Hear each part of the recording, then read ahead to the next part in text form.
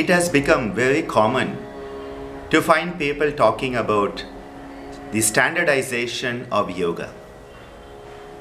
The standardization of yoga means that you need to get everybody to agree to one way.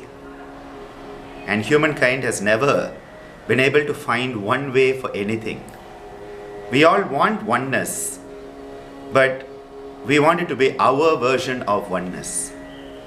Standardization, to me, is the watering down of all the components until everyone can agree upon something that is common. And this is usually the lowest common denominator. We get right down there. Let's not put yoga into the box. Let us not limit it. Rather than standardization where you water down everything until everyone is comfortable with it, let us start to set standards in yoga. Let us understand what is it that we expect a yoga instructor, a yoga professional, a yoga educator, a yoga therapist to be. What are the personal levels of sadhana that are expected? What is the amount of information, knowledge, and maybe wisdom expected at each level of such yoga professionals? How much must an instructor know? How much must they be able to demonstrate? And how much must they be willing to grow and expand their consciousness? Are they living yoga? Do they think, speak, and live a life of yoga? Because if we just bring it down to standardization, we'll have a common curriculum and say, yes, we have met it. Let us move towards competency. Let us move towards understanding the human being. Are these people fit to lead others on this beautiful path of yoga? That is what we need to set. We need to set standards. Yes, they need to know certain practices. Yes, they need to know certain aspects of the psychology, the philosophy, and the spirituality of yoga.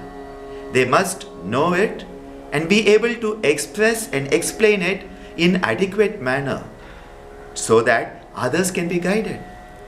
But isn't it most important that they live yoga?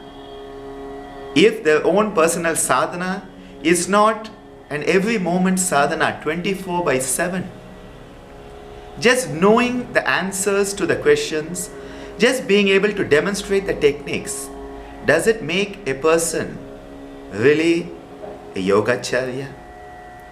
We need to live it.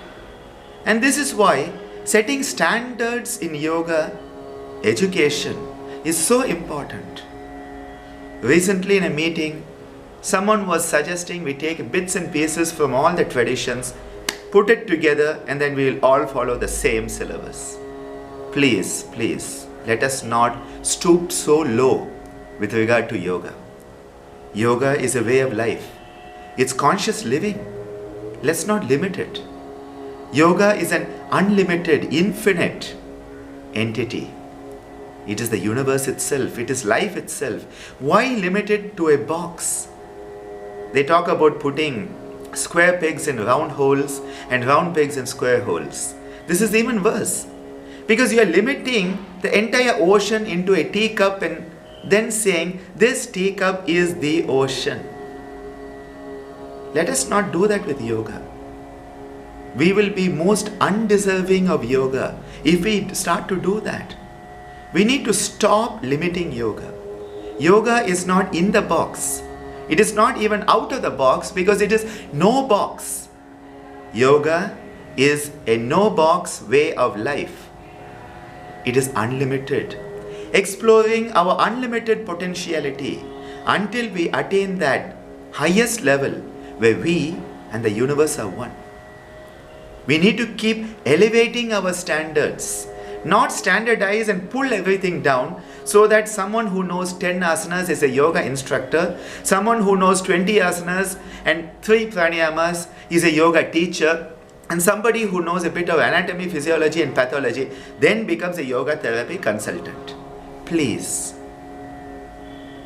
I beseech you, please let us not do that to yoga, the mother of all sciences, that greatest gift of humanity. Let us start to think about and implement and be responsible towards yoga in implementing these highest standards for our yoga educators and yoga professionals. This is my wish for all of us. May we grow and glow in that wonderful universe of yoga.